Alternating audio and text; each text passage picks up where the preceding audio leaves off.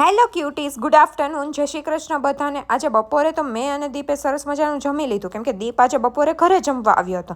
પછી આજે યુતિના સ્કૂલનો પહેલો દિવસ હતો તો યુતિ સાથે ઘણી બધી મસ્તી કરી લીધી અને વાતો કરી લીધી. યુતિ કેટલી હેપી હતી સ્કૂલે જઈને. પછી બપોર પછી આપણે પણ ક્લાસે જવાનો ટાઈમ થઈ ગયો. આપણને પણ ક્લાસે જવામાં બહુ હાલ આવે. પછી સરસ મજાનું આપણે બેગ ભરી લીધું અને ક્લાસે જવા માટે રેડી થઈ ગયા. રેડી તો થવું જ પડે, કેમ કે આખો દિવસ તો આપણે નાઇટ ડ્રેસમાં જોઈએ. કપડાં પહેરવામાં તો ખબર નહીં કેવા હાલ આવે છે. પછી અત્યારે શિયાળાના લીધે લિપ ગ્લોઝ, લિપ બામ કેટલું કરવું પડે. પછી સરસ મજાનું રેડી થઈ અને આપણે તો ભાગ્યા ક્લાસે જવા માટે. ક્લાસે જવામાં થોડાક આલ આવતા હતા, પણ આજે તો સારું હતું કે એન્વાયરમેન્ટનો લેક્ચર હતો એટલે જલ્દી ટાઈમ વહી જશે. પછી જલ્દી રેડી થઈને આપણે પહોંચી ગયા ક્લાસે. ક્લાસે પહોંચ્યા તો આજે તો કોઈ સ્ટુડન્ટ જ ના આવ્યું હતું. ખબર નહીં કેમ નથી આવ્યા. હું અને એક બે સ્ટુડન્ટ હતા, બીજા તો કોઈ હતા ને. પછી સર આવ્યા અને લેક્ચર સ્ટાર્ટ કરી દીધું. આપણે આજે લેક્ચર ભણવામાં તો બહુ જ મજા આવી, કેમ કે એન્વાયરમેન્ટનો લેક્ચર હતો. પછી લેક્ચર પૂરો થયો ને આપણે તો ભાગ્યા ઘરે. સરસ મજાનું ઘરે જઈને જમી લીધું. પછી યુતિના ઘરે ગયા. યુતિના ઘરે ગયા તો યુતિ કેવો સરસ મજાનો ડાન્સ કરતી હતી. પછી ઘરે આવી ફ્રેશ થઈને સૂઈ ગયા. કાલે મળીશું, બાય.